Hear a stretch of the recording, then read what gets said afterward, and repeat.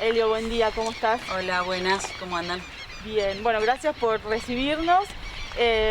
Preguntarte en primer lugar cómo está el estado de salud de la persona que fue derivada de nuestra ciudad, cómo es la situación que nos podés ampliar respecto a ese caso puntualmente. Bueno, hasta ayer la paciente seguía con inestabilidad hemodinámica, bajo respirador artificial y con drogas que le ayudan a mejorar la presión y la función cardíaca. Eso habla de una situación delicada de salud. Por ahora es el parte que tenemos, que más o menos nos vamos manejando entre los familiares, y porque no nos pudimos comunicar con el centro, así que los familiares, con el reporte que hacen todos los días con los médicos, nos van más o menos informando. Sí. No, si es un caso, fue derivada por el coronavirus o por una enfermedad anterior que se ha complicado. Esta señora había viajado había sido derivada en principio a La Plata por una cirugía abdominal, bueno, sin complicaciones, nada, y cuando llegó hizo el aislamiento que corresponde a las personas que están, digamos, en otro lugar, principalmente internadas, y bueno, a los 2 o 3 días de llegar presenta síntomas compatibles, se hisopa, da positivo, y al día y medio empieza con síntomas respiratorios más graves, por lo cual tuvo que ser derivada. De los 88 casos que hemos tenido hasta el momento, este ha sido el primero que ha presentado una complicación. Esto habla tal vez de varias cepas, ¿no?, del virus en Roque Pérez. ¿Usted nos puede explicar, aclarar esto? En realidad esto, más que de una cepa, también depende de lo que siempre hablamos, de los grupos de riesgo, más que nada, ¿sí?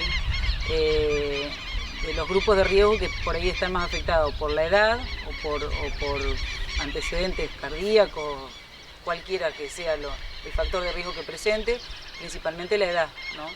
Es una paciente que encima también venía de una cirugía, o sea que ya venía, digamos, con un cuadro de salud, que si bien estaba estable de esa parte, no dejaba de ser un posquirúrgico también, con todo lo que eso significa, ¿no?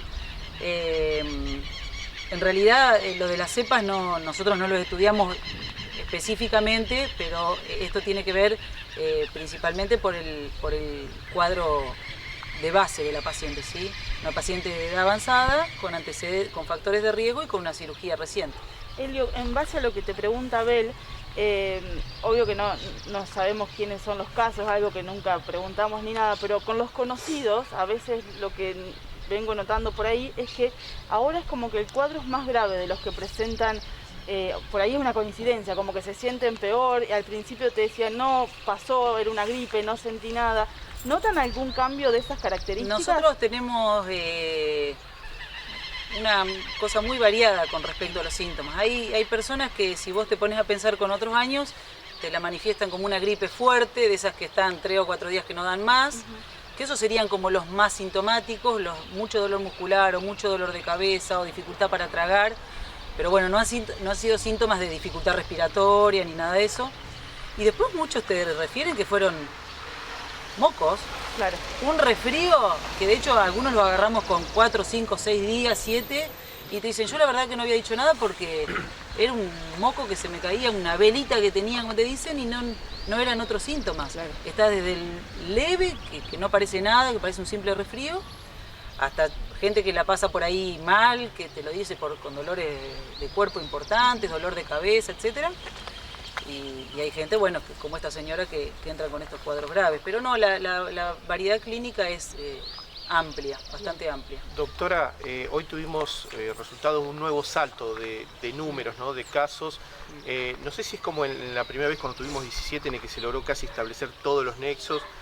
En estos 12 casos, ¿está establecidos los nexos? Mira, recién acabamos de terminar de llamar a todos hace un rato ya terminamos de llamar a todos los positivos. Más del 50% están vinculados a un caso positivo.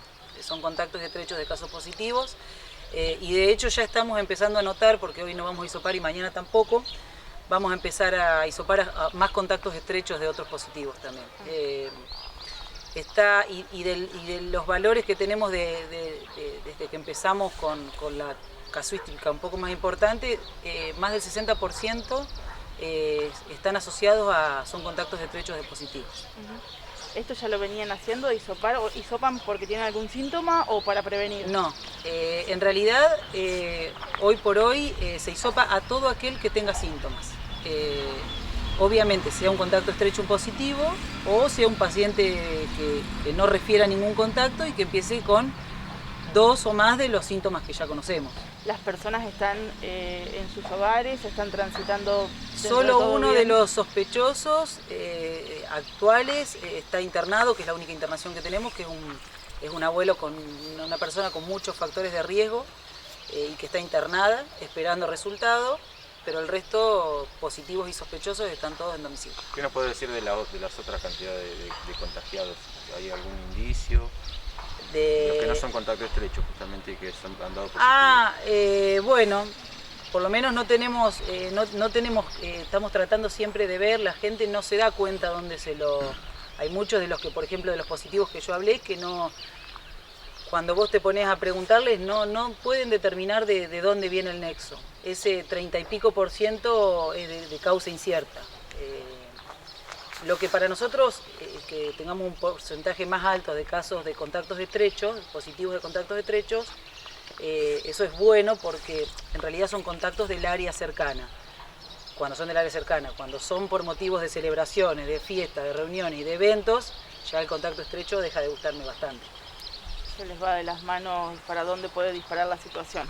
Y sí, porque de un evento, vamos a ponerle cualquiera sea el motivo, surgen 5 casos positivos, por decirte, que lo hemos tenido.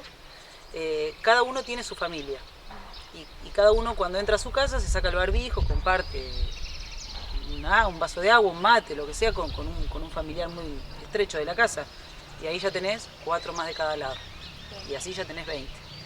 Entonces, y así sucesivamente. Entonces, por eso el tema de resguardar la distancia, el barbijo, en todo momento. No me digan que se van a juntar o van a hablar con una persona y me saqué un ratito el barbijo. No, el barbijo no se saca hasta que uno no llega a la casa y está sin barbijo, con sus hijos, con su marido, lo que sea. No hay que sacarse el barbijo bajo ninguna circunstancia, bajo ninguna. Ya el tapabocas habitual nos defiende un montón. No es lo más efectivo que hay el tapabocas común, pero nos ayuda un montonazo.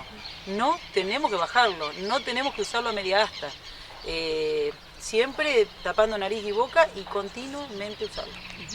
Elio, con respecto a este número de casos, ¿va a cambiar algo en el funcionamiento de la ciudad? ¿Sigue todo como lo venimos desarrollando? Hoy por hoy, bueno, hoy tenemos reunión de nuevo con todo el equipo. De hecho, ahora de acá tengo que ir a una reunión en la municipalidad también y se estaban evaluando durante estos días atrás algunas situaciones. Hemos tenido reuniones con la gente de gastronomía, todo lo que es restaurante, bares, restaurantes de campo, etcétera.